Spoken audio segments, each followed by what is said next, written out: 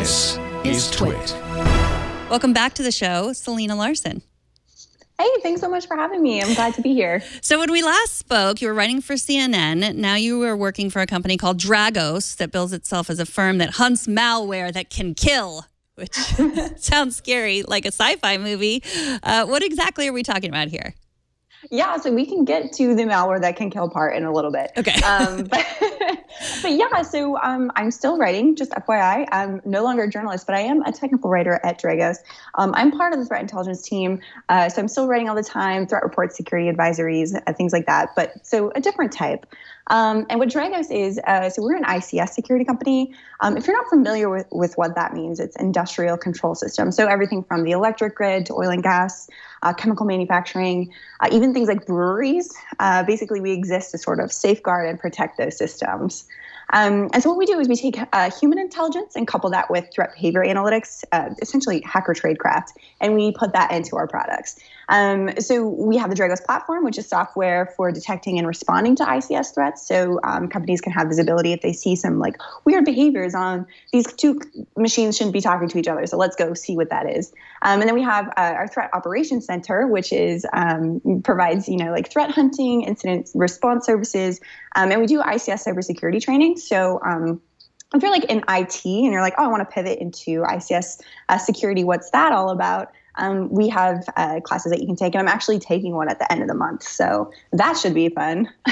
Well, I know from your Twitter that I know that you've been, you were covering cybersecurity and getting more and more interested in it. Was it the decision to leave journalism, or were you just like really so interested in cybersecurity that you wanted to do it full time?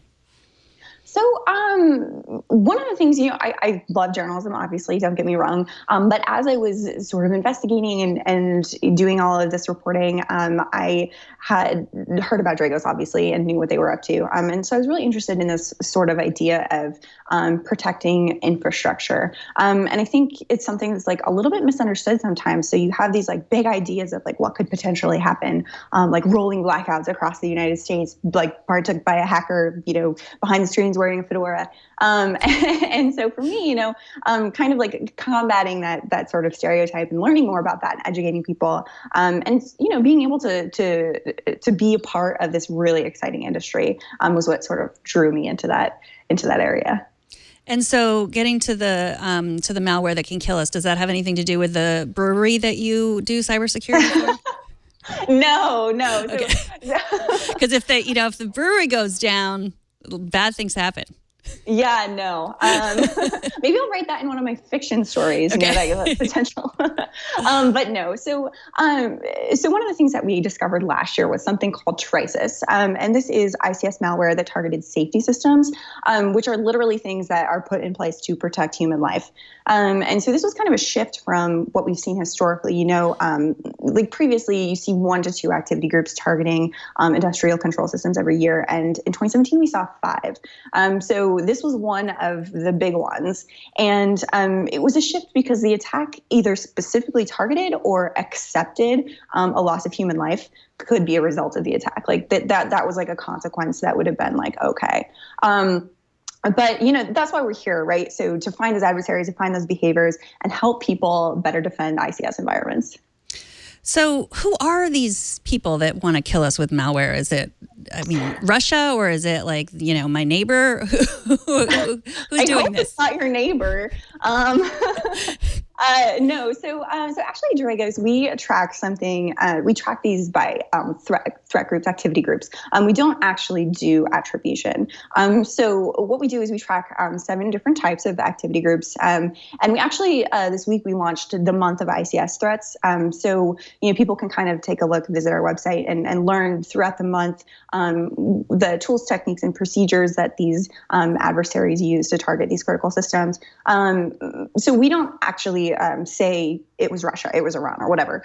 So we like to go after these activity groups based on their behaviors as opposed to like a nation state affiliation and things like that. So that's, the information that we provide to people is like, here's the behavior that you should be looking out for. Here is the activity that they're doing, not necessarily here is the person or persons behind it. It's probably not my neighbor. He's super nice. I don't know why I brought him up. So I know at RSA, Dragos had a whole IoT home device display.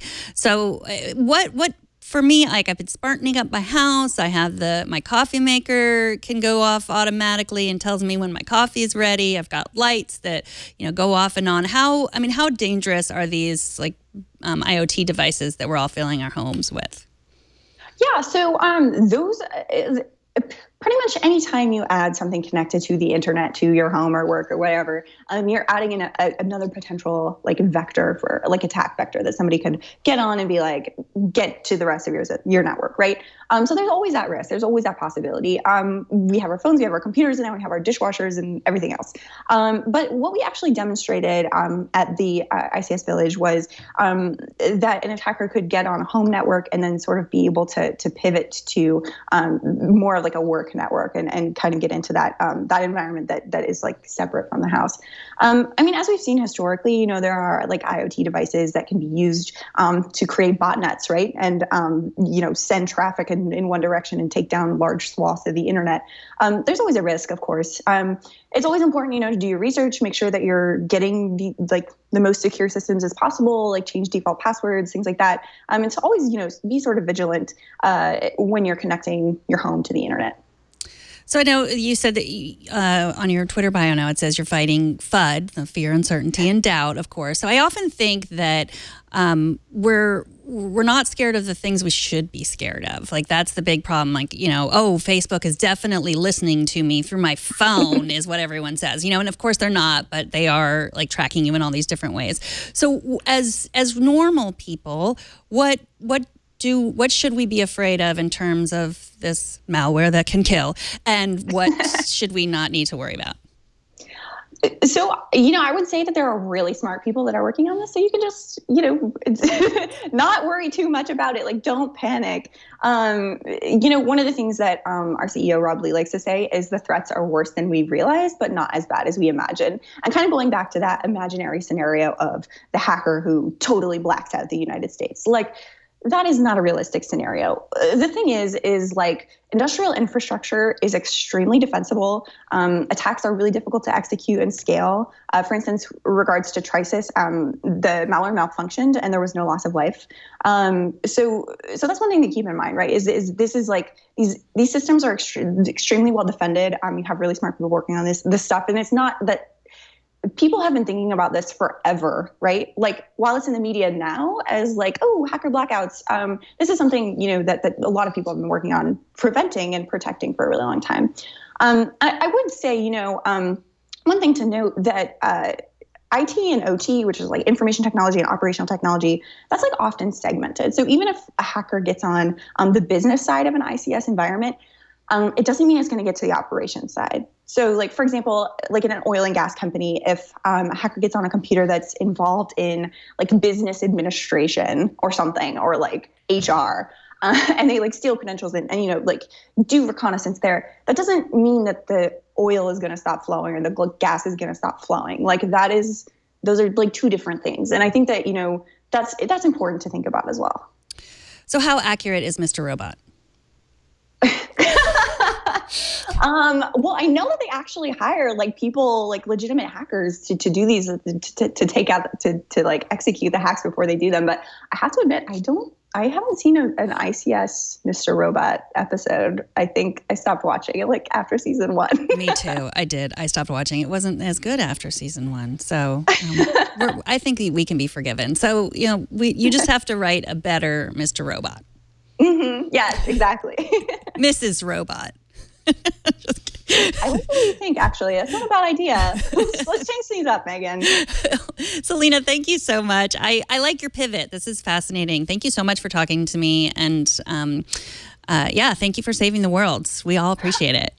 Yeah, absolutely. Anytime. If you have, like I said, like cool, weird ICS stories, feel free, call me up. We can chat about them. I would love to. Selena can be found at Selena Larson on Twitter, and the cybersecurity company is called Dragos. It can be found at dragos.com. Thanks so much for taking some time with us. Yeah, thanks for having me. Take care.